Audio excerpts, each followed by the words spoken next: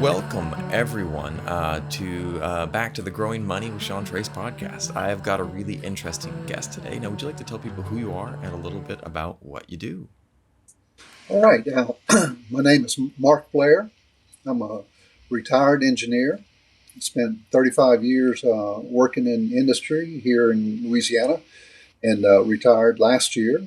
And now I've pivoted a bit into financial coaching to kind of do something, of significance and meaning and try to pass along information and help the people that I've benefited from over the years.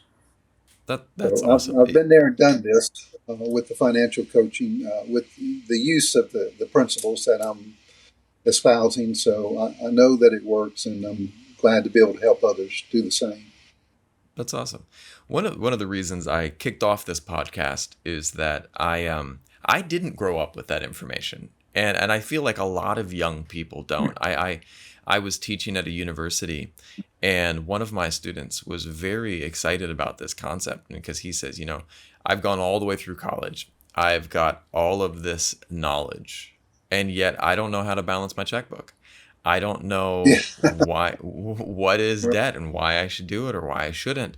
And and I mean, I remember that one of my first financial experiences beyond something that my parents were helping me with was when I went to college, and there, right there, they had this booth, get your credit card. And Oh boy. it, Yeah. they just had a booth there in the college cafeteria telling everyone to get credit cards. And suddenly I thought I had this money that I didn't actually have.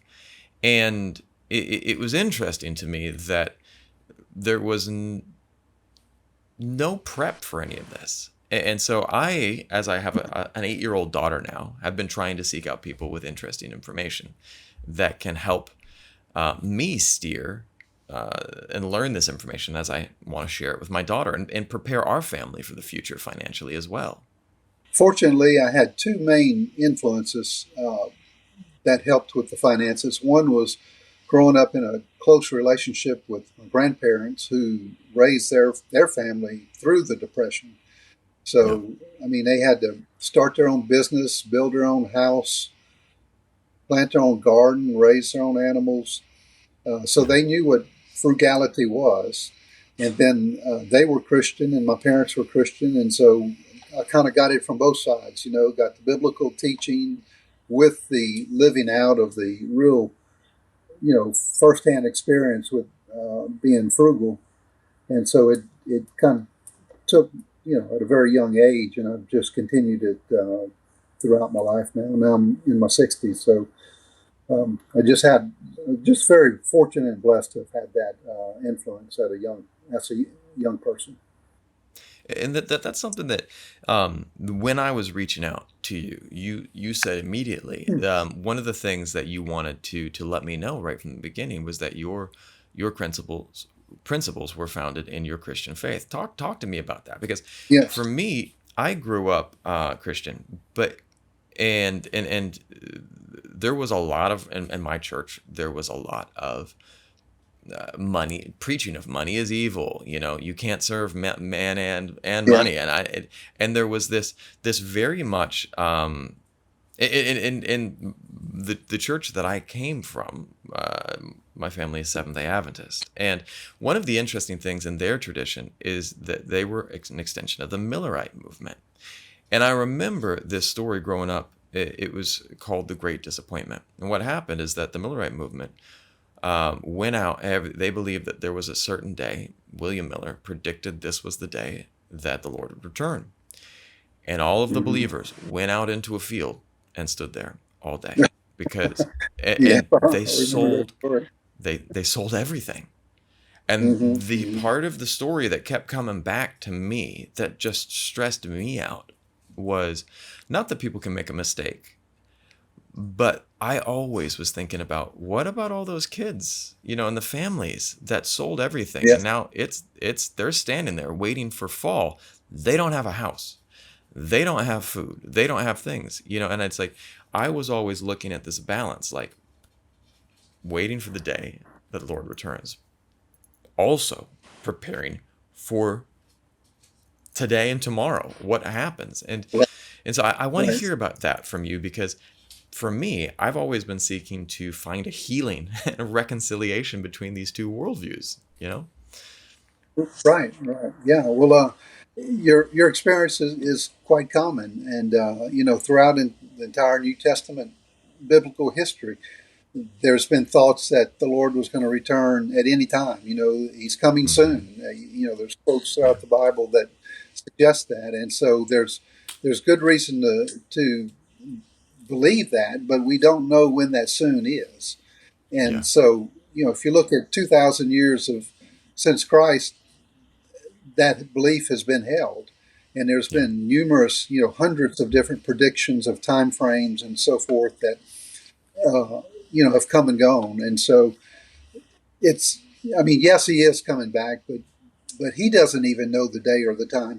Jesus said that himself, that nobody knows except the Father. So if Jesus don't know, then who are we to try to Yeah. try to suggest a date that we would know? So I think it's a valid biblical understanding that he is returning, but it's also a valid biblical understanding that we should live our lives daily uh, and prepare. That it could be a long time. It could be well beyond our lifetime. That's what my daughter was asking me, Daddy, when are you coming home from work tonight? And I said, well, Yeah, I have a busy night. I have a lot that I have to do. Well, when you come home, can we have this snack? Can I'll always make her a little snack. And I said, yeah, of course we can have that snack, but you shouldn't not eat dinner. You should, yeah, I don't know when I'm coming home. So right, you still need to eat right. dinner. You still need to do your normal thing. And then when I get back, it's this wonderful snack is going to be there. But I don't know when work will allow me to come back. And just that analogy popped into my head when you were talking, you know? Yeah, yeah. Well, it's there's a wide range of teachings, on the subject of the end times, and it's easy to get caught up in, and kind of taken off balance with it, um, Yeah. which is a valid area of study, but a Christian just has to be careful to maintain their footing, with the present Yes. day things going on in life, in my view. How did you come about with your whole philosophy for financial wellness? Was you sent me a list, a really nice list, that kind of outlines your beliefs. Where did this come from? How did you come together with your different points here? I think it's just kind of come over the years, with uh, seeing it, like I mentioned, firsthand as a child, hearing some good teaching on it, uh, following some of the good Christian financial leaders that are common in this day. The people like Larry Burkett was an early one that influenced me way back in my 20s. Ron Blue, Dave Ramsey, and then some of the others as well. But those kind of people really put some study into it, and so I was able to kind of complement the learning that I had as a young person with and kind of bridge that into the financial world. And I saw how intricately connected finances were to our life. Yeah. You know, once you just can't separate your financial life from your personal life, um, because every decision we have in life almost exclusively has a financial component to it. Where Yeah. we live, who we marry, what we drive, where we go to school, where we eat. All these kind of things have a financial component to it, and and they also have a spiritual component to it. A moral decision, ethical type component to it. That the two go together, and one kind of leads to the other. We make the moral decision, and then it results into the financial impact of that decision. Yes. And so, Well, if we start with the biblical concept side, then it makes the finances flow a lot easier. I was I think about it this way as well. The Let's imagine that I want to help someone out. If I want to help a family member or even a stranger, if I don't have the resources to be able to do so, then there's not much help that can be provided. You know, it's very simple Yeah. when it comes down to, um, let's imagine that I see a woman and child on the side of the road and they are hungry. If I don't have enough money to feed myself, then how can I ever help feed them? Like, there really is a component of, if you want to do good in the world, the best way that you can do that is having the resources to do it. That's You right. know? That's right, and that's why the whole concept of giving is like the seventh step, in my biblical worldview, because it has to come after you've got your own financial house in order, and you have excess, and you can then share that with others. So it comes later in the process, but it's so critical, and you're exactly right that if you can't keep your own electricity on, then how can you help somebody else do the same? You know. Well, So yeah, let's that's the real life application of it. right. Well, let's Yes. dive into some of your Mhm. principles. I'd love to look at. We'll talk. Hopefully, have time to talk about all of them tonight. But let's dive into number one. Okay. Could you help me with that? Okay. What is your first point? The first one, and I call it the biblical worldview. There's also a secular worldview out there too. So this is a contrasting worldview, and it's countercultural for sure in the United States, but it's not anything new. The first principle is that God is the creator and owner of everything, and that we're the stewards of it. We're the managers of it.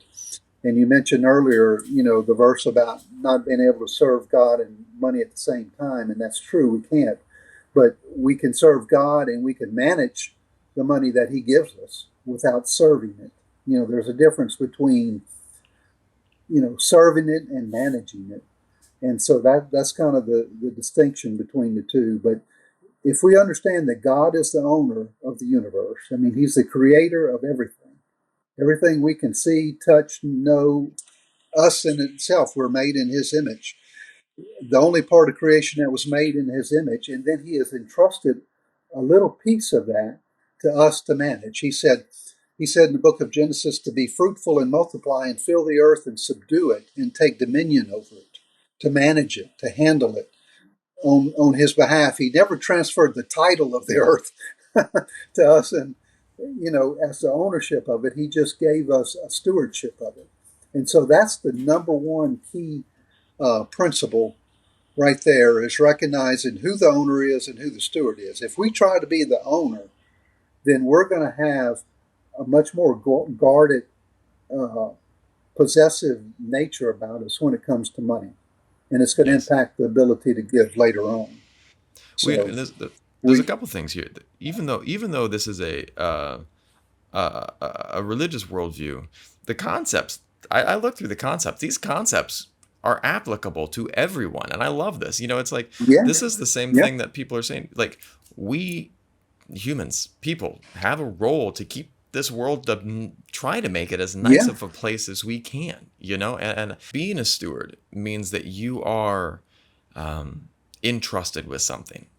Let's imagine that what yes, we are entrusted with is a hammer, and God gives us the ability to use this hammer. Now, a hammer can build a beautiful house. A hammer is a tool that can build you amazing things. Build bridges. I know most bridges aren't using hammers. There's other tools, but let's right, imagine, right. But you know, tools, yeah, yeah, yeah, you get the hammer yeah, and you can build a house. But that hammer is also dangerous. If I go to my yes, neighbor and I hit him in the head, that same yeah, hammer that can build something beautiful can also kill someone, can also destroy a yeah, house.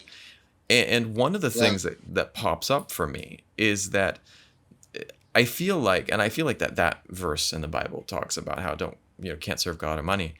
If you think that hammer is the greatest thing in the world, and you suddenly shift your adoration to it because it has this power to create and to build, you lose focus on the fact that it is simply a tool.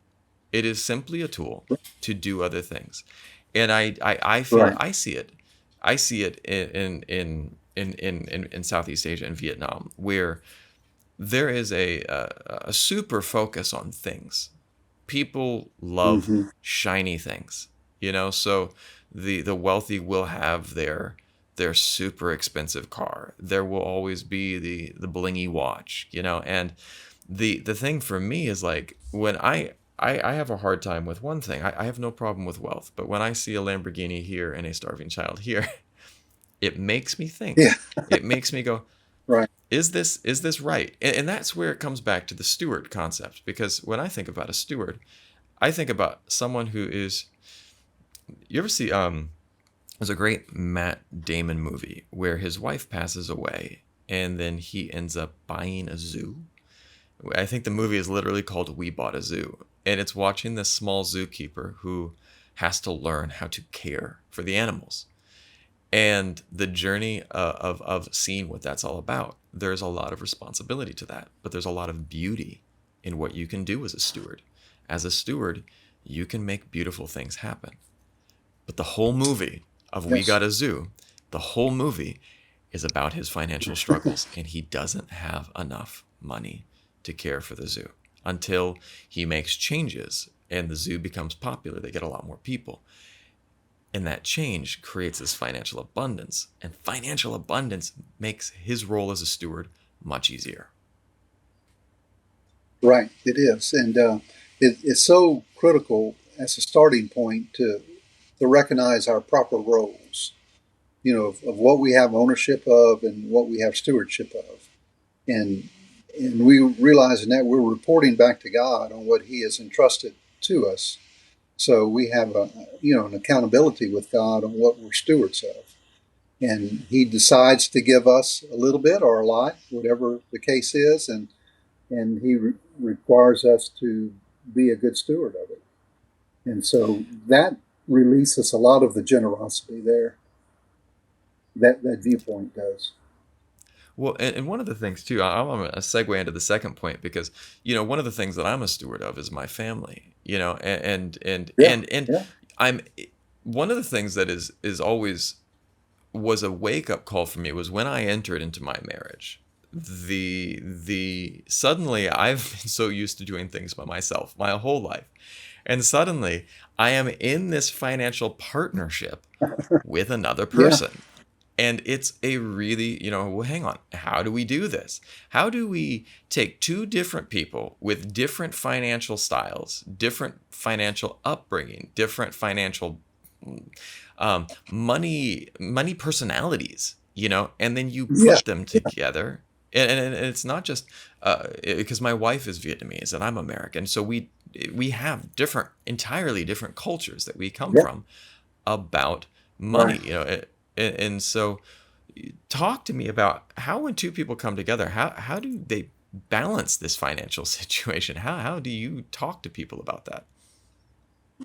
Okay. It's a great question, and that's the second concept of marriage. It's a covenant relationship, a God ordained Yes. covenant relationship that's found in the book of Genesis, and it's found throughout the New Testament as well, between a man and a woman where they join their lives together and two become one flesh. Okay, that's the start of it there. It's not a legal, ceremony. We have legal ceremonies that do it, but it's really a spiritual covenant that brings two people together as one. So if that one person now, the two became one, if that one person is trying to go in two different directions at the same Yeah. time, there's going to be conflict. I mean, Yes. it just is. And so if you recognize that you're as one and you have your role, there's different roles for men and women. There's honor and respect and cherishing and all these kind of things that are spoken about in the book of Ephesians, that you serve one another and you put one another as better than yourself. So you're Yeah. trying to work together in it. So you have one person cannot have two sets of diametrically opposed goals. So you Yeah. set your goals based on the oneness, and then that determines the financial decisions. That makes them easy. People that have high levels of conflict in finances in a marriage typically have misaligned goals and maybe not a complete understanding that there's one. So they That's have to get their interesting. goals aligned, their high level goals. Where do we want to be in 10 years? What kind of family do we want to raise? Where do we want to live? What's our relationship to our extended family? All these kind of decisions have to be formulated and melded together into the goals, and then that sets the financial steps that follow from it. Yeah, that helps a lot. So, because Yeah. my wife and uh, I see how we've gotten to a better place, but we we still haven't talked all the time about those goals. The imagery that was popping into my head while you were talking was this. Have you ever been in a kayak or a canoe, and you're sitting there Yeah. and you're steering that canoe, and it's not that difficult. You got your paddle and you're paddling.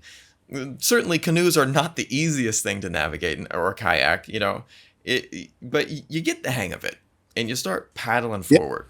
Now, I remember one time when I went to the beach with my wife and we got into the same kayak. So I'm in the Oh. front, she's in the, or no, I was in the back, she was in the front. And I was like, hey, take a look at that shoal over there to the right. And she's like, hey, look at that school of fish on the left. And so she starts paddling toward the fish, and I'm paddling over toward the shoal, and we just are going in circles. We are going nowhere because we haven't aligned our goals. And then it took us 10 minutes of Right. this back and forth before finally we said, let's align our goals. All right, I'm willing to compromise with you and Yeah. go to check out that school of fish first. And then after we check that out, I would like to head over to that little shoal area over there. And so we did. And suddenly, what was Right. amazing was that when we were not aligned, we were going in circles. But when we suddenly aligned, Right. we worked twice as Yeah. fast. We got there twice as quick because we had two people focused on one goal. Boom, we hit that fish and we had more time there.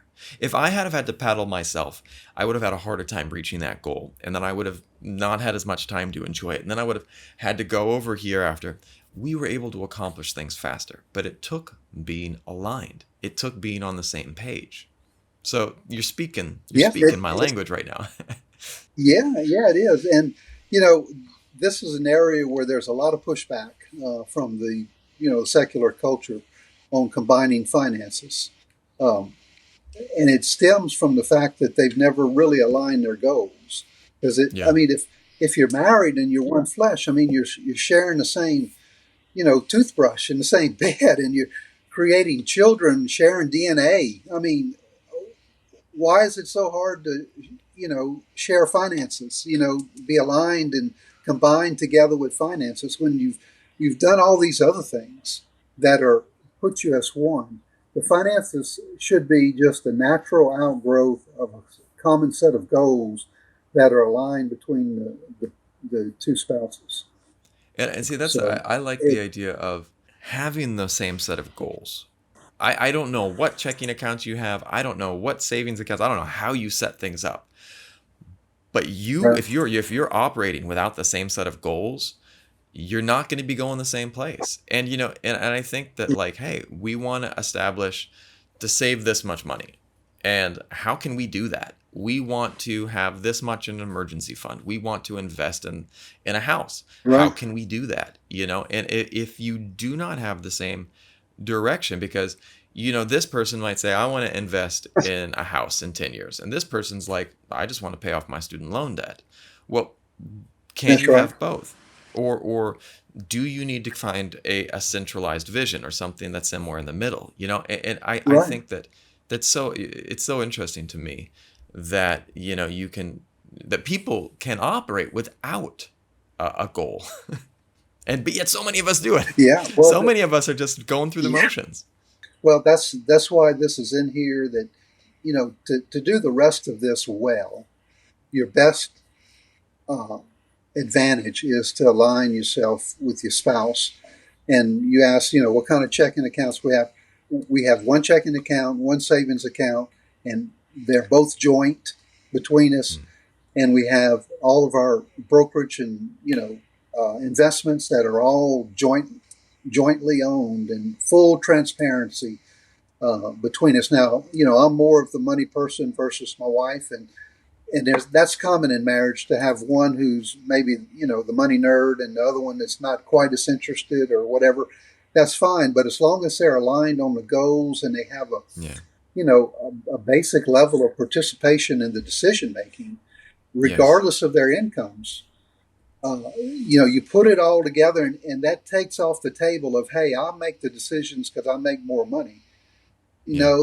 That's not how it works. You put it all together, it's one pot of money, and you both have you know say in how it's spent to align with your goals. I like So that. that's why this is so important, because the progress that you can make is unstoppable when you work together. But if you're going in different directions, that's one person trying to go in different directions, Yeah. you're not going to get anywhere. Yep, No, there you not at go. all. Well, I've been in that get canoe. right, right. It's so common. I mean, I've been part of many teams where we have different goals and you just start spinning in circles. Now, talk to me about point number three, work. What is Okay, work all about work. in Yeah, your work is worldview? a yeah. Yeah, and in the biblical worldview, I mean, God worked. Let's start with that. His creation itself, He described it as a work. He worked 6 days and He rested on the Sabbath. So God Himself worked, and He said everything He made was good, and man and woman that He made was exceptionally good.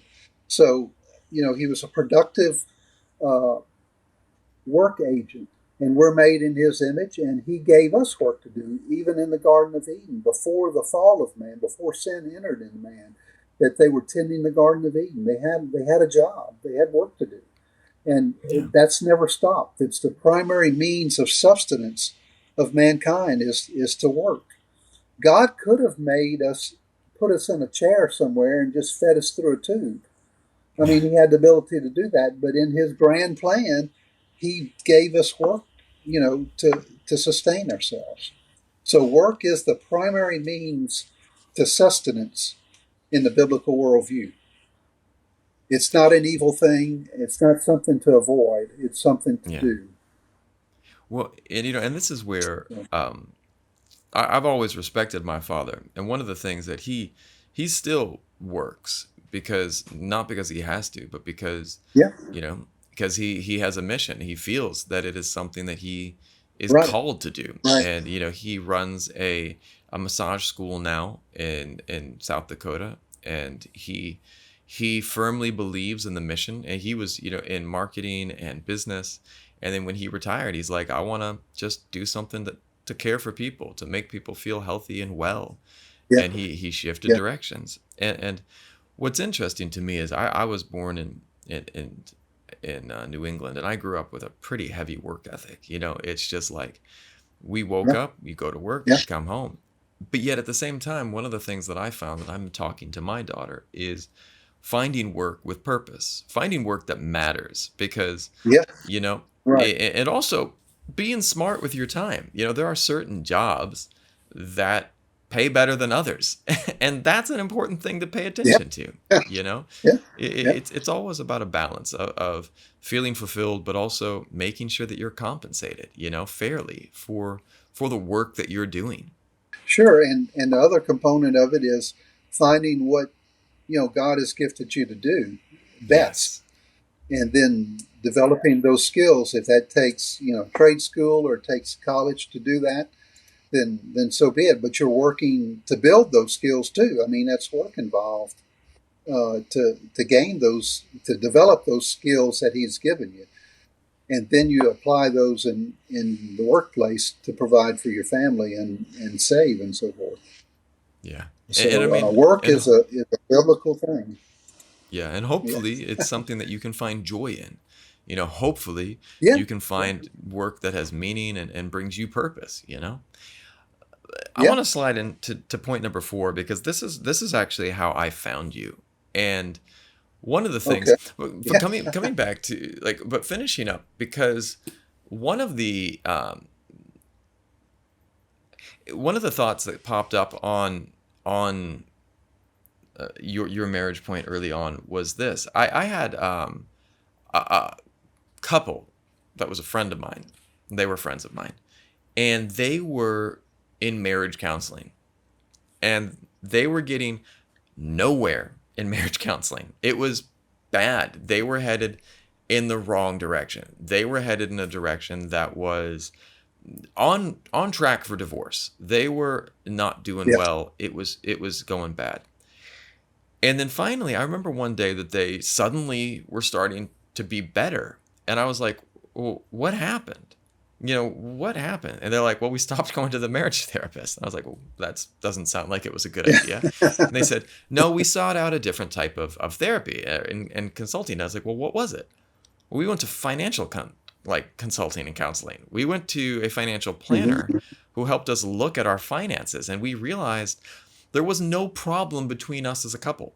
There was no problem in the way Yeah. we were interacting, but there were major problems in the way we were handling finances. And one of the big areas of that was Yes. debt. They were carrying an Oh, yeah. exceptionally high level of debt. And it was just making them. Have you ever seen Maslow's hierarchy of needs? Yeah. It's like a Hmm. psychological level of things. And when people are in the lowest level, survival, you're not making great decisions. You're not focusing on friendship. You're not focusing on relationships. You are focusing on just surviving. And when people are in survival, they're not the nicest people to be around. They are not the friendliest people. And that's where this couple was at. They were carrying all of this debt, and the debt was making them into people that they weren't. And it was a major problem in their relationship. And when they began to tackle their debt, when they were able to get that under control, their marriage changed. So talk to me about debt, Yeah. because you're speaking to the choir right now. Yeah. Yeah. Well, debt is the big, it's the big deal when it comes to financial management. Uh, the Bible teaches that the borrower is slave to the lender. So if you just take that one verse and run with it and say, okay, now I'm a slave. I'm in bondage to the lender. So a person that, has a car loan, has a student loan, has a credit card loan, has a house loan, now they're in bondage to those institutions that loan them the money. And so Yeah. that's going to raise in a marriage, the typical result of that is stress. I Yes. mean, it amps up, it raises the temperature in the home. And if you can imagine working in a hot climate, it's stressful. It's hard to do it. Try changing a tire on the side of a road in 100-degree heat. It's just hard. It's just hard. Then try to do it when it's 50 degrees outside. It's so much easier to do. You're doing the same job, but just the temperature makes something really hard. And debt is an ankle weight. It's going to slow you down in every area of your financial life. And so the guidance that the Bible gives to it is to eliminate it. Okay, there's it's not sinful in itself. I'm not suggesting that it's a sin to have debt, but in every mention of debt in the Bible, it's equated with something negative. There's warnings about it. There's red flags that go off and say, pay your debts, owe no man anything except the debt of love. Don't be a slave. Avoid debt. Don't take surety for another person that could lead you into debt. There's all these warnings about it. So the prudent thing to do with debt is just to get out of it. And that's the major focus on the early stages of financial counseling, is to eliminate their debt. And I'll give credit to Mr. Ramsey, Dave Ramsey, for the snowball method of eliminating debt, where you stack them up, largest to smallest, and Yep. attack the smallest one first, pay it off, and move down that snowball. You build a confidence and create some momentum and eliminate the debt entirely. You eliminate all your consumer debt first, and then you go after your house later on if you have a house. Ideally, you can pay off your house or buy your house for cash too and not have a mortgage. But Yeah. that's pretty unachievable for most people not to have a mortgage. So you pay off everything else besides a mortgage first, and then try to pay the mortgage off early. So the goal is to eliminate the debt, and what that does is frees you up. It takes you out of bondage. It reduces the stress in your home. It Yeah. you know it can bring healing to a marriage because it takes that stress component or reduces it dramatically in your life. Yeah. So I remember. that's the biblical view of debt, is to not to have I it. was Simply thinking. put. Yeah, no, it's well put. It's well put together. There was there was a I remember when I was a little kid, and one day there was a toy that I wanted. I can't remember what it was. It was grade school, and there was some like little shop next to our Mhm. school, and I remember that my friend gave me a dollar or something. It was a tiny amount. But for the week until I got the dollar back to them, the entire relationship changed. That boy told me what to do, Yep. where to go, and how fast to go. And every time I would try to say something, he'd be like, "Well, you're going to give me my Yes. dollar back?" And I don't, as a child, I remember clearly the feeling of control that was Yep. lost, Yep. and the power that was Right. gained. And it's interesting that, Yep. and I'm not talking about big businesses and businesses taking debt. I'm just talking about, like you said, like that consumer debt right now in this moment for Right. Right. myself. Right. I feel Right. like I don't have the flexibility that I need because of some of the debt that I Yep. have. And I Yep. love the analogy of turning up the heat, because I think that's a great analogy for so many areas of life that try changing a tire, like you said, in 100-degree heat versus 50 degrees. It's gonna be way harder. You're making mistakes. I have it when my wife comes in the room and asks me to do something. She might ask me to do something for her to help her out with something, and if she walks back out, I will make no mistakes. But if she stands there and watches me do it, that heat, man, it just makes me. I just go, oh, I'm gonna make a mistake, and I often do, But it's interesting because that heat is something that is brought on, and it prevents us from building. I remember reading this one book that talked about there's a lot of rich people, but not many wealthy people, because so many Right. people don't move into point number five. And this is something that Right. I've been looking at, and was I loved reading Dave Ramsey and listening to him as well. And his first point number one on his methodology is to save money. Talk to me about saving. Yep. Why is saving important? Well, once we progress, these are progressive steps as well, as you can imagine, as we go through these seven steps here. So saving is the fifth step on the list, and it comes after we eliminate the debt, because it frees up income to be able to save. That's where you get the Yeah. money to save, is by Yep. eliminating the debt. So now you can save, and that's very biblical. All throughout the Old Testament, the New Testament, there's admonitions, and there's references to saving, to you consider in the book of Proverbs, you consider the ant, Proverbs Yeah. chapter 6, that had no master, but the ant went out and gathered food for the winter. I mean, it's a prudent thing to do, it's wise to do, and what it does, it gives you options, career options, life options. It reduces your stress again. You build that emergency fund that Mr. Ransom talks about, that 3 to 6 months emergency fund, Yeah. to where things that come up in life that will happen, Yes. they're not the big deal that they were if you had no money. So Yes. you just cover it, you build your fund back up, and then ultimately you're investing, you're saving, whether you're doing that through your own business or real estate or stock market or some of all of that, and you build that wealth to the point to where you can walk away from this job that you're maybe not ideally suited for. You can shift into a different job, maybe a lower paying job, or maybe even a higher paying job that is better suited for your abilities. So the point Yes. is, it gives you option to save. I And love what that. And saving is I've heard a saying one time that sounds real good. It's the difference between your income and your ego. You know, oh, if your ego is well below your income, you're going to have a margin in there that you can put aside and save for that rainy day. If you're trying to keep up with the Joneses and you're living well beyond your income level, and it's driven by your ego, saving is not going to be part of your life. So yes. you have to bring your lifestyle below your income to create the margin to save. And So, I have a good friend that's a Navy SEAL, and one of the things that he talked to me about is one of the things those guys do, they prepare for the worst, hope for the best, yeah, and prepare for the worst. yep, When you go yep, in, like, we see this now. Look at this bridge collapse that just happened. What were the chances of hmm that? And yet now, one little thing, it's not little, it's a huge thing, but something that probably no one could have predicted. You'd probably have better odds hmm winning the lottery than guessing that a yeah, bridge yeah, in Baltimore is going to get taken out.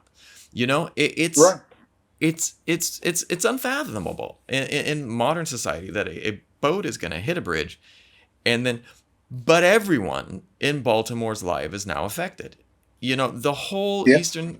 eastern coast is going to be The affected. All of the seaboard, yeah, shipping lanes yeah, are affected. yeah, The whole seaport is affected. It's you suddenly have one thing that happens, and then it affects everything. And you can't prepare for every last thing, but you can start creating and setting aside that emergency fund. yeah, Whether it be how many times do I see a GoFundMe going up because someone has a health crisis? You know, and yeah, yeah, and it's like it's the new thing that everyone does because yeah, so many of us, and I'm not saying so many of them, so many of us, I am in that boat, are not prepared. I am working these steps, and that's something I'm trying to put out on my podcast. I am not the pinnacle of financial freedom right now. I am learning, and these are things that I'm learning and instilling in my own life. And I see that just so many people are not there. They don't have enough set aside. That yeah. that rainy day comes, Mm. and they're just not ready. It does. That bridge you mentioned in Baltimore, it had been there for 50 years. Survived for it was built in the 70s, so 50-year time frame. And so who would have thought that a Right? ship would impact it and take it out? So the things, what your point is, the things we can't even imagine, think of, can happen, Yeah. and so we can't identify them ahead of time, but we can identify that there's something's going to happen, and we Yeah. need to be prepared in that eventuality. I, So I, yes, the saving produces that emergency fund, which turns a you know a hair on fire emergency into an yes. inconvenience, basically. I And we love say that. rats, we got to replace the transmission in the car. So we do it, and okay, no big deal. But without that emergency fund, I mean, it's a whole different situation. Yep. It turns So the yeah, heat on once saving is a again. biblical. Yep, yeah, yep. That thermostat goes up, and we say, Thermostat goes. how are we gonna get to work now that our car doesn't run? Yep. I mean, it just and it dominoes from there. And then what that Yeah. does, what it creates, is the temptation to use credit to get out of it, and that makes it worse because now we're paying 20, 30% higher for the same emergency. Yes. So true. So yeah, No, we're I talking, love it. What, we're what, aligned. what we are aligned. What's the difference between saving then and investing? Point number six. Okay. Well, saving allows a person to invest. So they save up, they Okay. get their emergency fund saved, and then beyond that, what they save, they invest. And the Mm, Bible's got a number of verses: Old Testament, Ecclesiastes, the book of Matthew and the New Testament, book of Luke, the parable of the talents, where the master entrusted, gold um, to three different individuals and then went away and came back and they reported back to the master upon his return, and two of them had invested their gifts and had increased their wealth, and the third one buried it in the ground and said, I was mm, afraid to do anything with it because I was afraid you would get mad if I lost it. And that one was scolded, that servant was scolded, you know at a high level, and the other two were praised. So investing is what we do with the gifts that we have that are beyond our normal living expenses. And I love that. typically, that's 10 to 20% type of our income. And personally, what we do, we're total stock market people. We invest, have done that for nearly 40 years now, and it's worked out extremely well for us. And you get the benefit of the investing is you get the compound interest. That's Yeah. the big bomb in the whole story with investing is what we own today. We may have invested 20% of that, Yeah. the actual cash that was put into it. The rest of it is just compound interest. And That's so amazing. it's a no-brainer. And Yeah. it's a very biblical concept to invest. What you invest is what's beyond your living expenses. That Yes. margin level, once you build up that emergency fund, then you start shedding that money off into investments. I love And that. then that's how you do it. It's not any Well, harder than that. and one of the things that you said too in your notes that you sent me was to create multi-generational wealth. And this is something that Yes. I am I constantly am thinking of because again, I came from a financial worldview that there was none of that. Um, Right.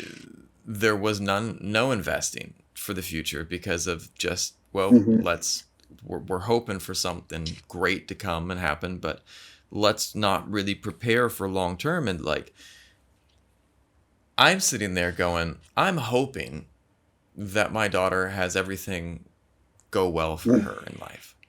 But what Mm-hmm. if there is Mm-hmm. disadvantages she has? Or what if I have a YouTube channel with my daughter and we're building it slowly but steadily. What if that takes off and she suddenly has, some of these kid YouTubers make insane money?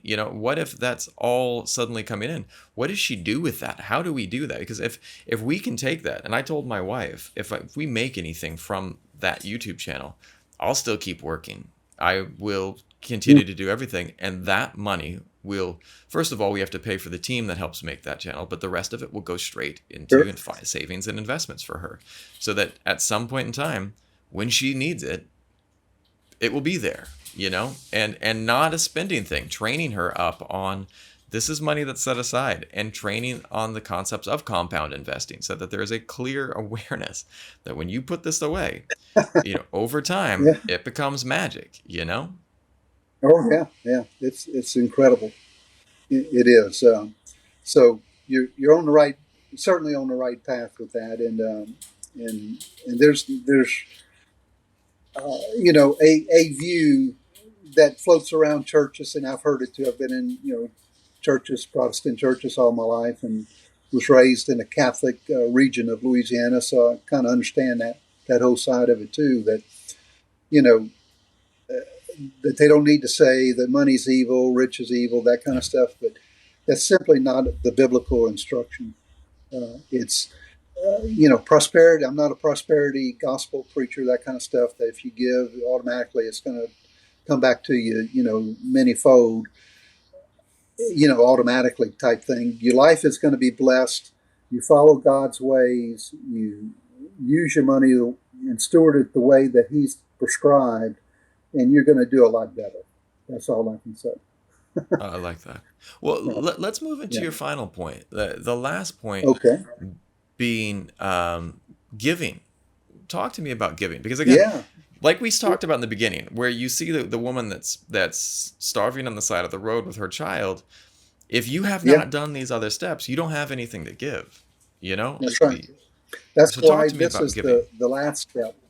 Yeah. I mean, it's a hallmark of Christianity. I mean, it's what Christians do. I mean, God.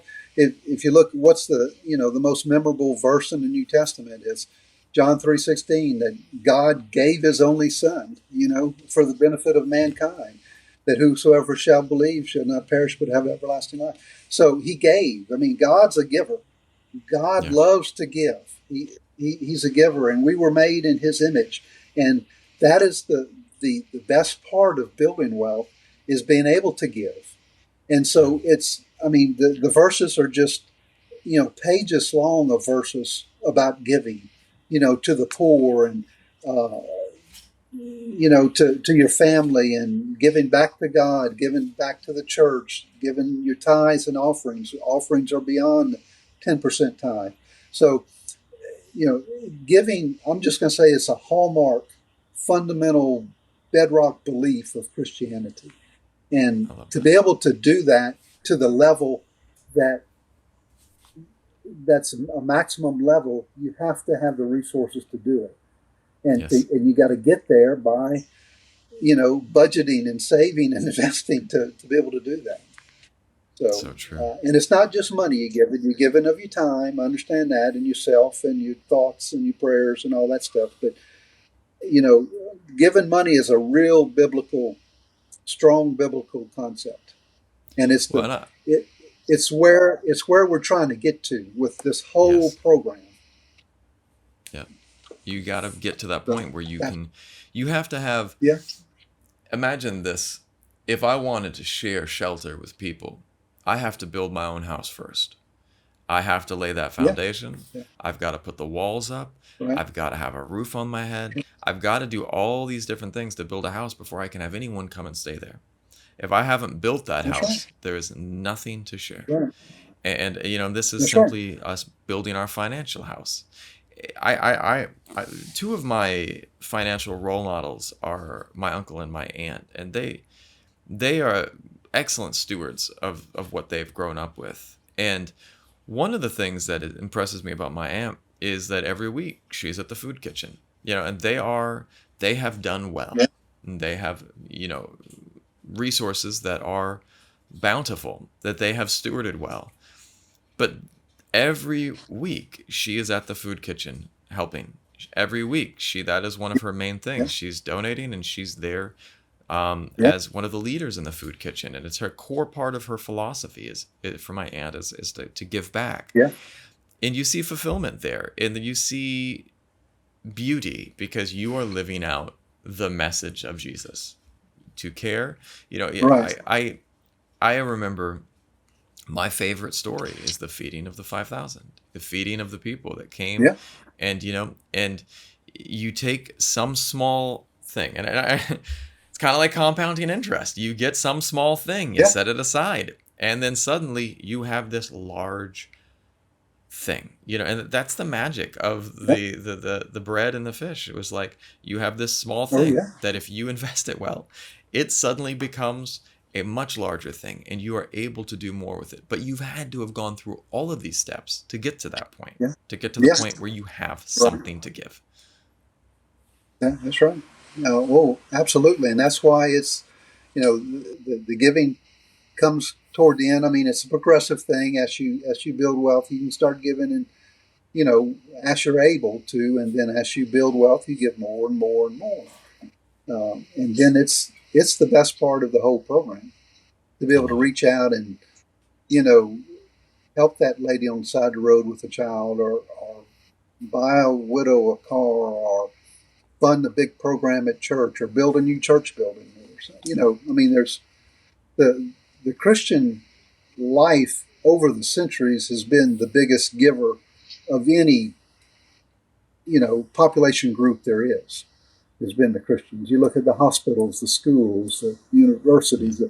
I mean, every all these charitable things were initiated out of a Christian heart, and now a lot of them have been secularized and so forth. But I mean, that's where it comes from. That giving nature is just a bedrock belief in the Christian life, I love that. I love that. and Now, so if and so this if you program allows you to do that. that's awesome. If you had a time machine and you could go back and meet 20-year-old version of yourself, what financial advice would you give that younger version of yourself? uh, uh, I would say save even more. Instead Yeah. of putting 10% of your salary in a 401k, put 20%. Just Mm, just do it. I Yeah, love that. I would probably increase the savings rate, even though I was saving a reasonable amount. Um, I would have saved more. I could have done more. So yeah, I would save more. That's beautiful. Mark, I wanna thank Yeah, you for coming on today. This has been awesome. I love it, and you've given yeah, me a lot to think about, and I'm sure that people watching and listening to this will also have things to think about. And definitely if anybody is seeking out the services Mark might be able to provide, definitely reach out because I mean I'm sure that there's a lot of people that yeah. can be looking for the help that you can share, my friend. Right. And just in closing, I'll just make the kind of the statement about the worldview is so important, and that's why I tend to cater to the Christian community, because once a person has entrusted their salvation, their eternity to God, well, it's no big deal to trust your money, your money decisions to him, because you've got your whole eternity invested in that faith. So it's not a big deal to a big leap, is what I'm saying, to go into the money side. So it's pretty easy to take someone who has that foundational belief in the Bible and God and Jesus, and then share with them the verses that apply to the money, and let them just skyrocket forward, in their stewardship. So Yeah. that's why I tend to target the Christian community. The others that have the secular, or the non-biblical worldview, they're just not going to have the tailwind to sustain themselves through this process, I don't think. I mean, the math works. If they use it, it'll work. But having the internal, everyday motivation to get up and say, "Here's why I'm doing this," is going to be a lot harder for them. And I've not found a lot of success with trying to create the worldview in somebody if they don't have it to begin with. I can supplement it and build it and give them the financial instructions, but they've got to have that initial faith in God for it to work as well as it could. So, and Well, everything that I espouse, I didn't create any of it. Okay, I'm saying all of this comes from the Bible. So there's no copyright infringement on this. it's all yeah, it's all just biblical, basic biblical doctrine that's being applied to finances. that's So beautiful. nothing with me. That's Mm-hmm. awesome. Well, I appreciate you sharing, and I love hearing different people's perspectives, and this was a beautiful one today. So thank you.